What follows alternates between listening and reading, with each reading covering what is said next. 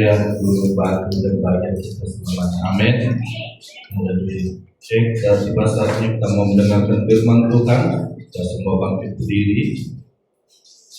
Karena Dia adalah Roh yang selalu menolong kehidupan kita.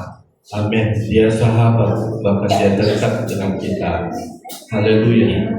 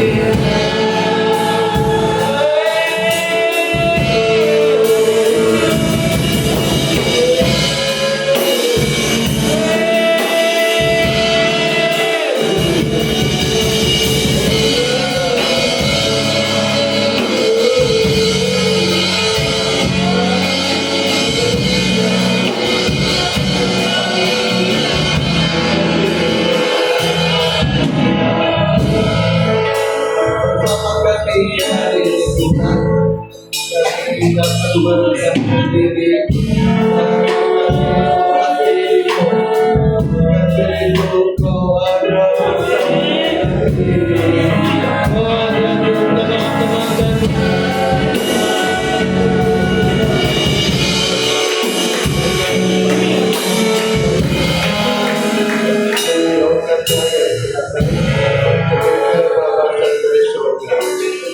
Buka hati kami sambut firman-Mu dalam nama Yesus. Haleluya. Amin.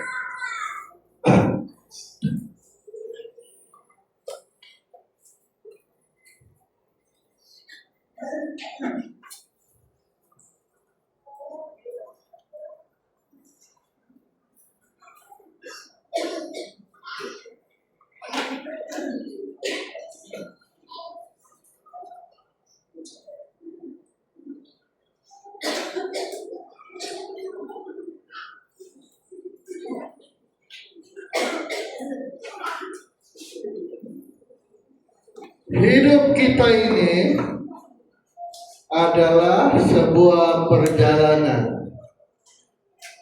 Perjalanan untuk mencari Tuhan dan menemukan Tuhan di dalam kehidupan kita ini. Oleh karena hidup kita sebuah perjalanan, ada ujung, ada tempat berakhir. Macam orang Israel, mereka berjalan daripada Mesir, berakhir di tanah Kanaan. Kita pula dari dunia ini, sementara kita di dunia ini, kita sedang berjalan di mana akhir perjalanan kita, waktu pengangkatan. Haleluya. Waktu diangkat sudah kita oleh Tuhan dari dunia ini, itulah akhir perjalanan kita. Jadi selama di dunia, kita berusaha untuk menjumpai Tuhan, menemui Tuhan. Kita harus berjumpa Tuhan, menemukan Tuhan di dalam pikiran dan perasaan. Tidak boleh semua pikiran, perasaan juga harus menemui Tuhan. Nah, kalau semua perasaan kita bertemu Tuhan, membuat kita amin, anggo-anggo. Tapi habis itu kosong di sini. Kalau sudah perasaan kita menemui Tuhan, barulah Tuhan itu terasa betul. Sebab Allah itu kita temui lewat perasaan, baru diangan. Jadi hidup ini sebuah perjalanan untuk mencari Tuhan dan menemukan Tuhan. Haleluya.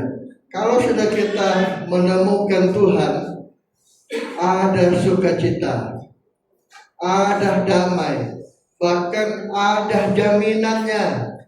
Allah yang sudah kita temui itu pasti dapat menolong kita sampai kepada ujung perjalanan kita. Haleluya. Kita lihat, inilah yang kita cari dalam perjalanan mencari Tuhan. Injil Matius 13:44. Haleluya. Injil Matius pasal 13 ayat 44. Kalau kerajaan surga itu seumpama harta yang terpendam di ladang, yang ditemukan orang, lalu dipendamkannya lagi.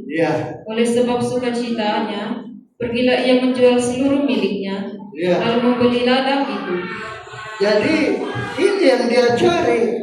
Dia cari harta, dia ada di ladang. Dia temui itu harta di ladang dan membuat dia sukacita. Dia jual, kemudian apa? Dia beli ladang tersebut. Dia hanya hidup untuk ladang yang ada harta itu. Itulah harapan dia. Itulah satu-satu dia hidup untuk harta yang ada di ladang itu. Kita pun begitu juga. Terus demikian pula kalau kerajaan surga itu seumpama seorang pedagang yang mencari mutiara yang indah. Ya. Setelah ditemukannya mutiara yang sangat berharga, Ya. ia pun pergi menjual seluruh miliknya, Ya. lalu membeli mutiara itu. Membeli mutiara itu, dia hidup hanya untuk mutiara itu. Sedangkan hartanya dia sudah habis jual semua. Pergilah menjual seluruh hartanya dan membeli ladang. Tidak ada harta sudah. Hartanya itu pada mutiara itu. Harta orang pertama tadi pada harta yang ada di ladang. Surga itu harta. Di dunia kita tidak ada harta. Harta yang kita miliki, uang, pangkat, rumah yang ada dapat, itu hanya titipan dari Tuhan. Sementara kita pakai dalam perjalanan menuju kepada ujung hidup kita ini. Di dunia kita tidak ada harta. Itu sebab manusia kalau dia mati semua ditinggalkan. Tinggal semua dia punya harta. Uang tinggal. Rumah pun tinggal. Semua tinggal. Tak ada dibawa kalau dia mati. Itu di dunia kita tidak ada harta. Harta kita di surga. Sanalah tujuan hidup kita. Haleluya. Kita bukan dilarang mencari harta, tidak. Itu sebagian hidup kita ini. Sebab kita harus teruskan hidup. Sementara berjalan menuju ujung hidup kita ini. Masa di dunia kita harus teruskan hidup. Apa kerja kita buat itu untuk kita teruskan hidup. Dan ingat ada yang perlu kita buat. Apa? Dan carilah Tuhan. Temui Tuhan. Temui Tuhan dalam pikiran dan perasaan. Bukan cuma pikiran, perasaan juga harus menemui Tuhan. Kalau pikiran, anggu-anggu saja, amin, amin. Tapi jiwa kita kosong, perasaan kita kosong. Sebab kita hanya bertemu Tuhan dengan pikiran. Itulah kesilapan banyak orang-orang teologi maupun orang pandai-pandai. Ya, dia tidak bertemu Tuhan. Kau tahu kan? Kenapa Eropa itu sudah kembali menjadi kafir? Karena mereka tidak menemui Tuhan dalam perasaan, pikiran saja. Oh, kalau soal Eropa, siapa mau lawan? Di sanalah Martin Luther. Martin Luther ini orang Jerman, tapi dia patri Katolik. Tapi waktu bilang begini. Ini ceritanya. Waktu Katolik dia rasa tidak betul, buat reformasi Roma. Tidak boleh cara begitu. Tidak boleh kita diampuni hanya membeli surat pengampunan dosa. Ini sebabnya. Akibatnya dobrak, menang Martin Luther. Habis itu orang-orang zaman Martin Luther bilang, yang penting kita percaya Tuhan rupanya. Okelah, kita percaya Tuhan, tapi tidak berhenti mabuk, tidak berhenti berbuat jahat. Percaya saja, percaya. Sekali kita terima Yesus dan selamat. Akibatnya rusaklah orang-orang di Eropa itu. Jadi sebab kenapa menerima Tuhan dalam pikiran, perasaan tidak ada. Makanya kita menemui Tuhan dalam pikiran, perasaan. Makanya di dunia ini kita tidak boleh hanya beragama, tapi juga bertuhan.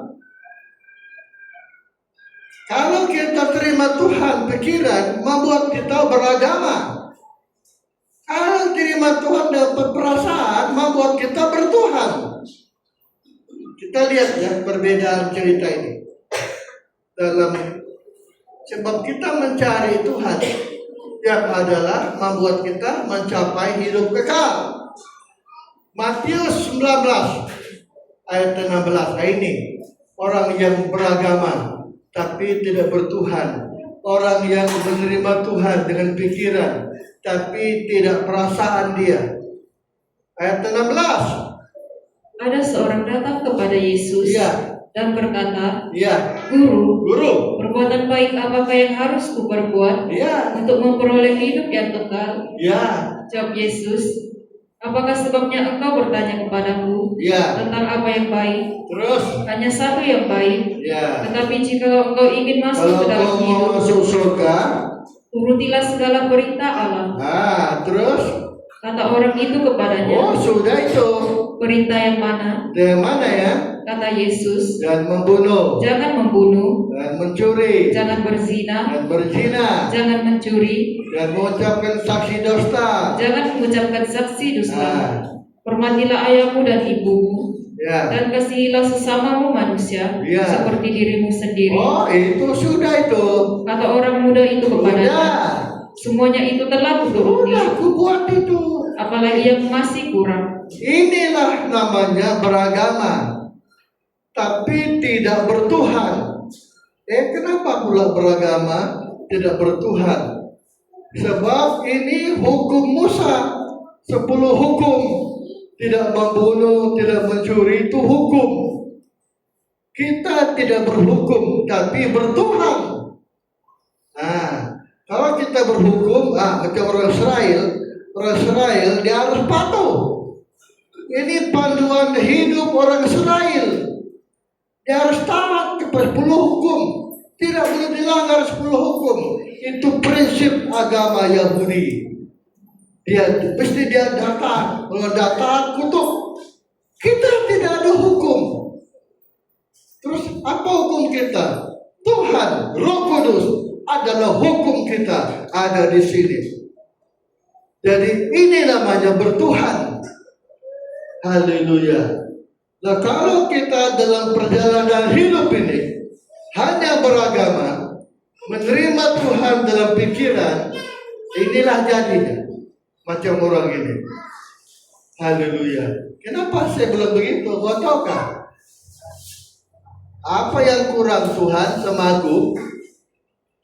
Satulah, kejual hartamu, berikan kepada orang miskin.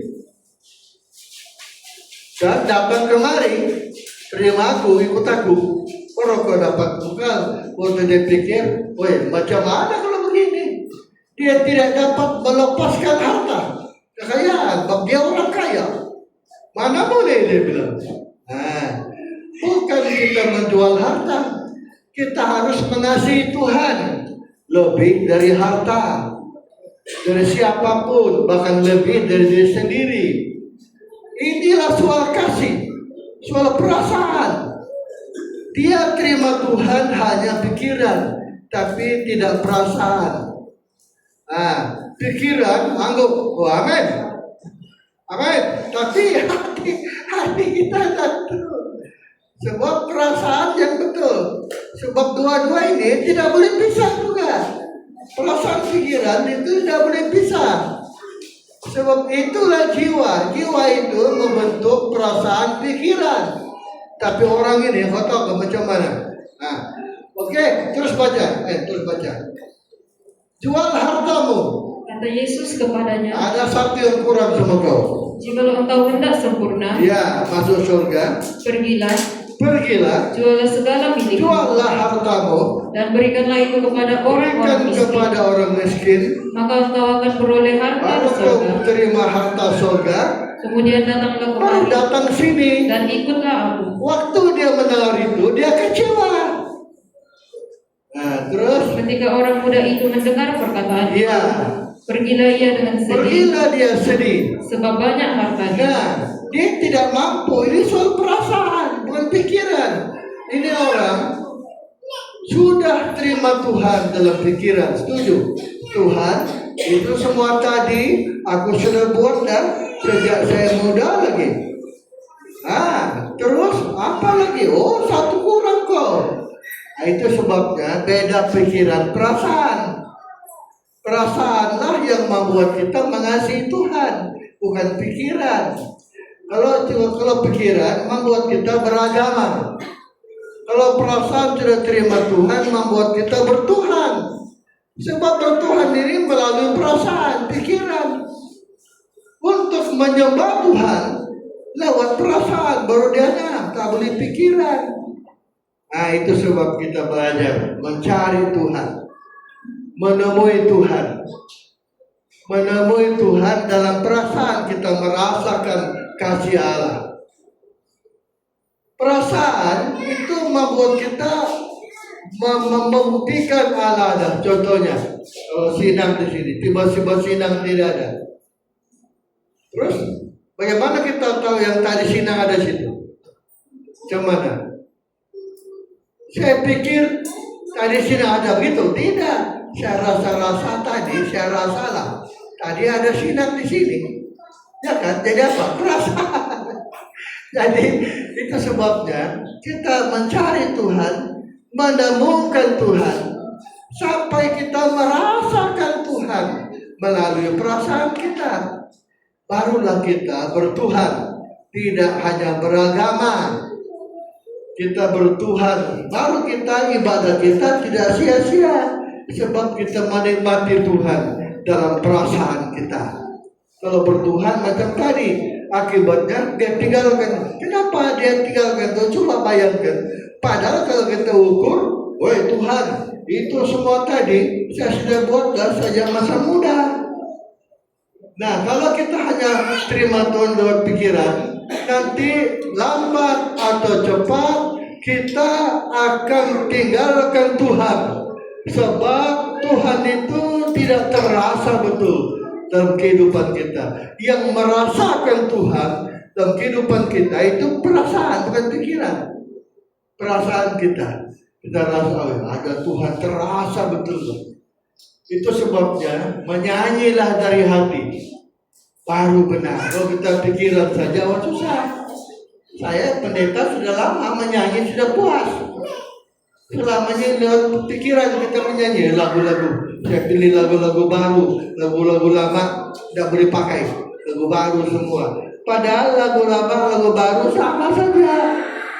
Yang penting kita nikmati lagu tadi, nikmati lagu-lagu tadi. Kita jadikan satu kata-kata ungkapan kepada Tuhan.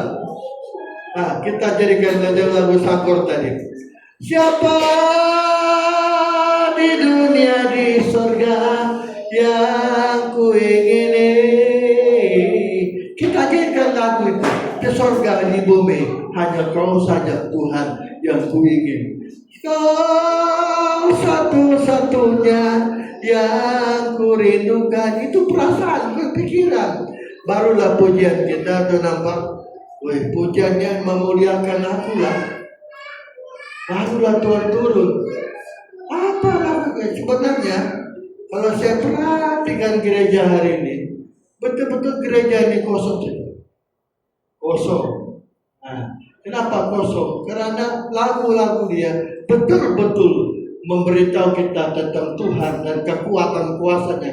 Tapi pada hakikatnya, apa yang kita nyanyi tidak berlaku di dalam kehidupan keseharian. Nah, jadi inilah menunjukkan bahwa manusia tidak bertemu Tuhan dalam perasaan. Pikiran kita pikir, oh lagu ini bagus, oh jadi lagu ini. Kita pikir, oh ya ini lagu. Perasaan kita tidak menemui Tuhan. Itu sebabnya belajar. Tadi kita ulang baca. Saya ulang kita baca Yohanes 7:39. Kalau lagu kita sudah lagu betul-betul Tuhan dimuliakan, turunlah Tuhan bersama kita. Yohanes 7:39. Yang dimaksudkannya ialah roh yang akan diterima oleh mereka yang percaya kepadanya. Sebab roh itu belum datang. Karena Yesus belum dimuliakan. Nah, Tuhan tidak dimuliakan. Tuhan merasa saya tidak dimuliakan di sini. Kenapa dia turun? Kalau sudah Tuhan merasa dia betul-betul dimuliakan, bagaimana kita memuliakan Tuhan? Pikiran perasaan kita. Perasaan kita ingin memuliakan Bapa. Akibatnya kita rasa Tuhan turun menyentuh perasaan kita. Baru terasa, woi ada Tuhan tadi, Pak.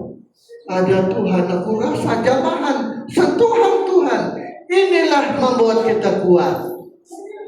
Sentuhan Tuhan, makanya kalau kita menyanyi, nyanyilah semua. Penyanyi biasa, robah kita punya cara memuji Tuhan. Kita buat lagu-lagu kita seolah-olah kita yang berkata-kata. Kita pinjam kata-kata lagu itu seolah-olah kita yang berkata-kata kepada Tuhan. Sebab kita ini beribadah kepada Tuhan. Kita tidak beribadah sembarang. Kalau lihat, mereka memuliakan aku, Pak. Turun dari sini dia. Barulah terasa Allah dia bersama kita. Barulah terasa Allah itu ada bersama kita. Dari musik terasa ada urapan Tuhan.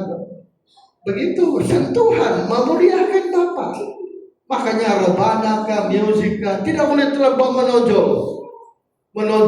Pamer diri,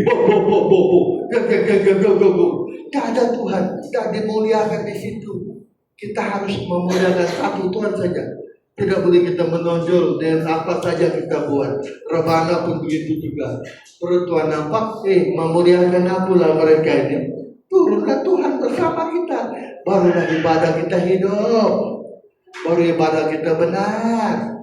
Baru ibadah kita itu benar. Saya balik tadi. Haleluya. Jemaat Allah cintai, hukum berlaku untuk Israel, tapi kita tidak ada hukum. Hukumnya, Tuhan adalah hukumku. Lord is my law. Tuhan adalah hukumku. Roh Kudus di sini, dialah hukum satu-satunya yang ada pada kita. Sehingga kita lewat perasaan pikiran kita mengikut kehendak roh, pikiran roh, perasaan roh. Inilah namanya hukum. Kita beda Israel. Israel ada 10 hukum. Kita tidak ada hukum. Tapi saya ingat sebagai guru dulu. 10 hukum perjanjian baru dia bilang. Sekarang saya susah, boleh terimalah, separuh lah saya terima. Yesus Roh Kudus itu hukum kita. Kenapa? Sebab ingat ya, Roh Kudus itu waktu Yesus mati, kata Yesus, aku pergi kepada Bapa, aku suruh dia datang kepada kamu, supaya dia pegang kita, dia hukum kita, sehingga pikiran kita sama pikiran roh, perasaan kita sama perasaan roh, dan inilah hukum kita. Hukum kita menuruti segenap hati, pikiran, perasaan roh. Barulah kita bertuhan. Inilah kita kejar. Kalau tidak nanti boleh sia-sia ibadah kita. Boleh kita beribadah, tapi akhirnya kita tidak sampai tanah perjanjian macam orang Israel. Kenapa?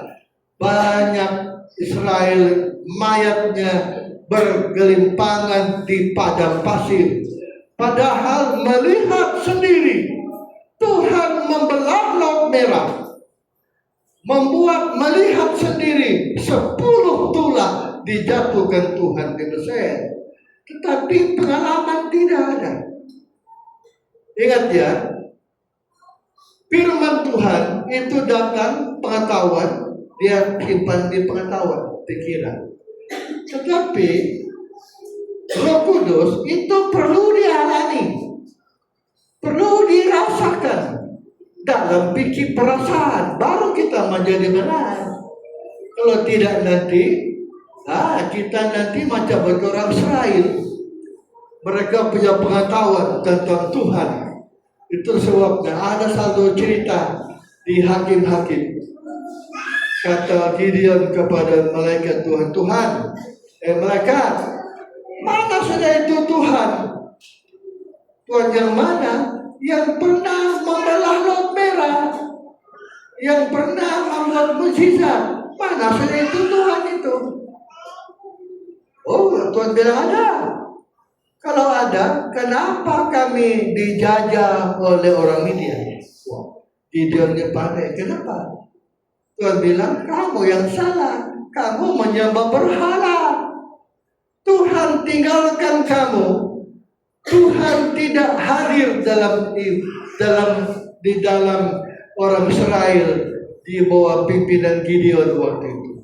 Kenapa? Disebutnya belajar supaya perasaan kita disentuh, dijamah Tuhan. Kalau kita dijamah Tuhan, kalau kita menyanyi dijamah Tuhan, senangnya kita menyanyi. Kalau kita sukacita, apa yang sukacita? Pikiran atau perasaan? Coba bayangkan. Perasaan. Aduh, senangnya aku nyari. Itu perasaan. Aduh, senangnya aku nyari. Lewat pujian Pak terus. Itu Roh Kudus menyentuh perasaan kita. Sehingga kita ada sukacita. Ya kita musik main semua. Ada damai. Perasaan itu. Jadi perlunya kita mengalami sentuhan jamahan tuh, makanya nyanyilah dari hati. Kita tidak boleh paksa Tuhan. Tuhan, Roh Kudus, tolonglah. Roh Kudus, dorong. Tidak boleh kita begitu. Tuhan itu punya perasaan, punya pikiran. Kalau dia senang, betul-betul dimuliakan, tidak ada sebabnya Tuhan tidak turun bersama kita. Tidak ada sebabnya. Tidak ada sebabnya. Roh Kudus membuat kita hidup. Roh Kudus membuat kita hidup. Tanpa sentuhan Roh, ibadah kita mati. Saya mau dibaca ini. 2 Korintus pasal 3 ayat 6. Ialah membuat kami juga sanggup menjadi pelayan-pelayan dari suatu perjanjian baru yang tidak terdiri dari hukum yang tertulis, tetapi dari Roh. Sebab hukum yang tertulis mematikan, Roh menghidupkan. Tetapi Roh menghidupkan. Pengkhotbah 9 ayat yang ke-6, 6 ke-4. Pengkhotbah 9 antara 6 sama 4. Ayat dia 4 ke 6 kan? Tengok dulu. Aduh si ini ya. Terus mau 4 kah? 4. Ya 4. Tetapi siapa yang termasuk orang hidup mempunyai harapan. Ada harapan. Karena anjing yang hidup lebih baik, biarpun anjing saja, tapi hidup itu masih baik daripada singa yang mati. Biar gagah singa hebat, gereja hebat, tapi tidak ada Roh, mati kita. Tidak ada sentuhan Roh, tidak ada jamahan Roh, menjamah pikiran kita. Dalam ibadah kita tidak terasa sentuhan Roh. Biar tidak ada harga, kecil saja di mata orang tahu kita ini. Tapi kalau kita ada Roh, menjamah, menyentuh hati jemaat alam tahu, alam keke, terasalah ada Allah Roh Kudus, membuat kita beda dengan lain. Anjing dan singa itu beda, satu mati, satu hidup. Yang hidup ada harapan. Hidup kerana Roh menyentuh perasaan kita, membuat kita ada harapan. Harapan apa? Mencapai tujuan hidup kita. Kita ini ada sebuah perjalanan. Sedang berjalan kita ini mencari Tuhan, supaya kita menemukan Tuhan. Kita boleh menemui Tuhan dalam pikiran, boleh, tapi kosong perasaan kita ini. Kita harus menemui Tuhan juga dalam pikiran, terlebih perasaan kita. Perasaan kita lah yang membuat kita hidup, terasa jamahan Tuhan, terasa Allah bersama kita. Jadi kita belajar, tidak perlu kita paksa Tuhan. Ya Roh Kudus, sini, tidak perlu. Belajarlah, tidak mendukakan Tuhan, tidak memadamkan Roh, tidak melawan Roh, menjaga perasaan Roh. Tanpa kita panggil, turun sendiri dia. Tanda merasa dia dimulia. Kalau tidak nanti, kita nanti macam orang tadi. Jual hartamu. Jual. Dia tidak mau. Kenapa? Sentuhan Jamahan roh tidak ada. Nah, dia mengejar kekayaan. Coba kita lihat pertama tadi. Kita lihat pertama. Matius pasal yang ke 13, 44. Kalau kerajaan surga itu seumpama harta yang terpendam di ladang, yang ditemukan orang, lalu dipendamkannya lagi. Oleh sebab sukacitanya, dia jual hartanya. Pergilah ia menjual seluruh dia beli ladang tersebut. lalu membeli ladang itu. Seorang pedagang, seorang petani tidak akan menjual dia punya harta kalau dia tidak yakin harta yang dia beli itu melebihi harta yang dia ada. Dia tidak peduli sudah harta dia yang sudah ada, sebab dia yakin harta yang baru dia beli memberikan pulangan yang besar. Inilah sentuhan roh. Yang kita mengerti, dunia bukan negeri kita. Di dunia kita tidak ada harta. Harta kita surga. Sana kita hidup kekal, tidak tua, tidak mati lagi. Dunia kita mati. Tempat kita dunia sementara. Negeri kita bukan dunia ini. Kalau kita baca sana, negeri kita surga. Kita di sana tidak tua, tidak mati lagi. Hidup selamanya. Inilah tujuan kita, mencapai surga. Jadi kalau tadi orang muda tadi tidak sanggup menjual kecewa, sentuhan roh tidak ada. Perasaan dia tidak disentuh oleh roh. Kalau disentuh oleh roh, lihat tadi Matius 13. Bayangkan, kalau kita perhatikan Matius 13 45 bawah, itu orang sukacitanya karena sudah menemui Tuhan, menemui itu harta, sehingga dia beli itu harta. Dia sanggup beli hidup hanya untuk harta itu. Haleluya. Dia hidup hanya untuk mutiara yang dia beli. Kita pun hidup hanya untuk Tuhan. Kita di dunia hanya sementara. Hidup kita untuk Tuhan. Surgalah tujuan hidup kita, bukan dunia ini. Di dunia kita sementara, kita sedang berjalan ini. Ujung kita tidak tahu. Bila Tuhan datang sudah Tuhan, itu sudah ujung hidup kita ini. Dan sudah ada dua ujungnya sudah datang. Yang kita untuk mencapai ini, maka perlu kita mengalami sentuhan perasaan, bukan pikiran. Kalau kita baca tadi orang yang dapat mutiara, dia temui itu mutiara, dia jual hartanya. Bayangkan jemaat Tuhan, dia jual hartanya. Artinya orang Kristen yang sudah menemui Tuhan, dijamah Tuhan, kesukaannya hanya surga, satu saja, sukanya surga. Dunia ini macam tidak ada harta, tidak ada harta pula, macam sampah saja. Inilah sentuhan Tuhan. Kita lihat Pauluslah contoh orang yang dijamah Tuhan dalam Filipi pasal 3 ayat 8.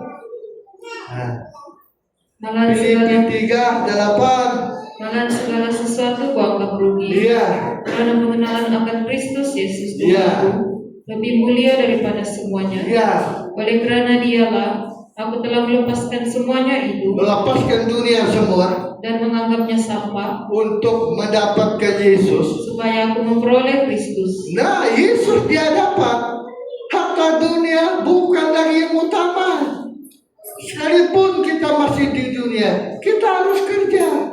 Kita harus cari makan, cari duit. Tapi sukanya kita, surga lebih dari harta dunia. Kesukaan kita, target kita, sasaran kita adalah surga lebih dari dunia. Kita harus melepaskan dunia. Macam Israel keluar dari Mesir, mereka harus tinggalkan Mesir. Kita pun harus melepaskan diri dari dunia ini. Dunia itu keinginan mata, keinginan daging dan sombong. Sombonglah satu-satu dunia yang harus kita buang. supaya mencapai hidup kekal. Kalau sombong, Tuhan Roh Kudus tidak mungkin ada. Sedikit dia sombong, Roh sudah lari dari kita. Sebab sombong itu dunia. Inilah cara kita terbaik. Jadi satu-satu yang perlu ada sama kita adalah Roh Kudus. Saya tidak tahu ya, agak lama kan sudah saya buat. Saya mau terangkan satu lagi. Kembali kita membaca bolehlah. Matius 24, 42. Karena itu berjaga-jagalah, Iya. sebab kamu tidak tahu pada hari mana Tuhanmu datang. Iya. Terus? Tetapi ketahuilah ini, jika tuan rumah tahu pada waktu Tuan rumah tahu bila pencuri datang, pada malam hari pencuri akan datang, maka dia tidak biarkan rumahnya dibongkar. sudahlah pasti ia berjaga-jaga Iya. dan tidak akan membiarkan rumahnya Nah, dibongkar. kita harus kita ini rumah Allah. Kita ini rumah Allah. Mesti ada penghuninya. Penghuninya adalah Roh Kudus. Roh Kudus saja yang tahu bila Tuhan Yesus, bayangan pencuri, akan datang ke dunia. Bila kira-kira yang rumah kosong itu apa? Berapa tidak rumah kosong tadi? Lupa saudara. Batas berapa yang rumah kosong?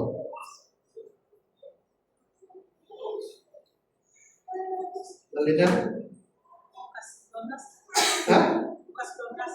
Coba.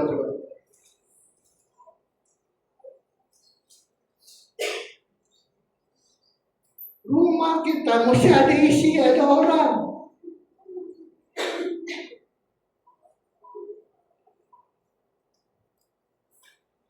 Kalau rumah kita kosong, habis. Astaga. Habislah. Tak ada yang jumpa itu ayat aja. Terus.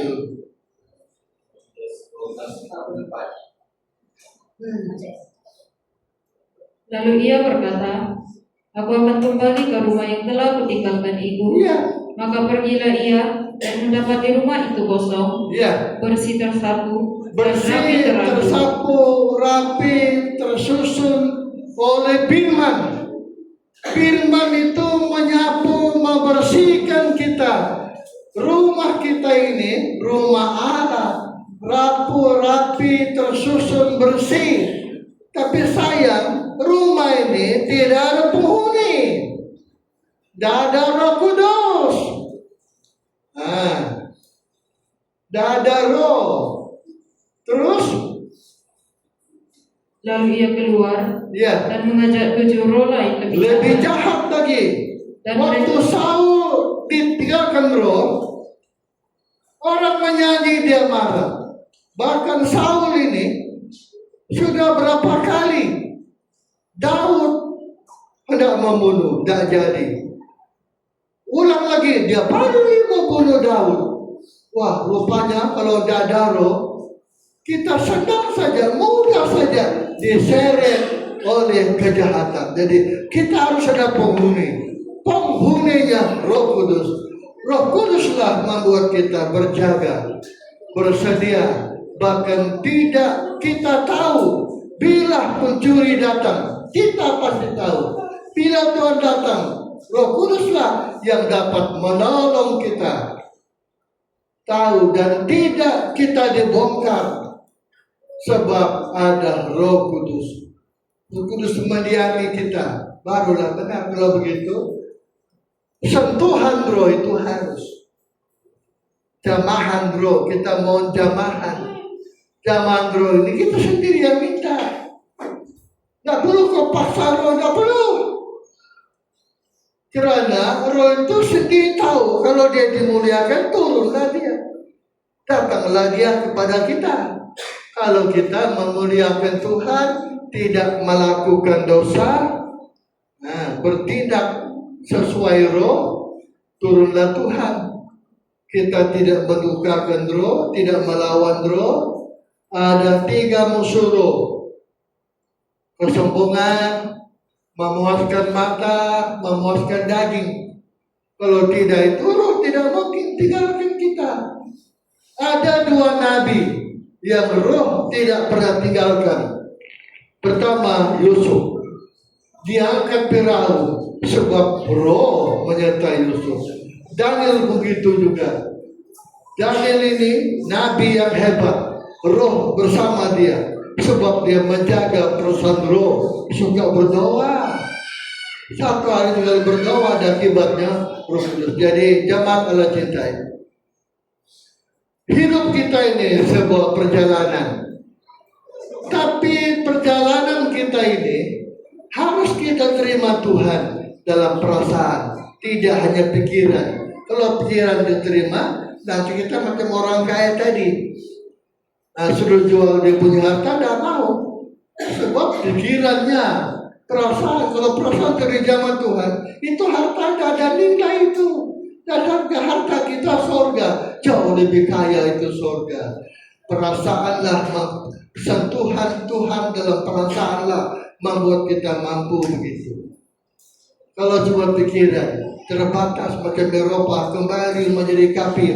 Sebab mereka tidak ada sentuhan Tuhan dalam perasaan, pikiran saja. Dan sebabnya jemaat Allah cintai, pikiran pengetahuan itu simpan di pikiran, tapi perasaan itu sentuhan roh tinggal di sini. Sehingga kita kalau ada perasaan, kita mencontohi orang bercinta.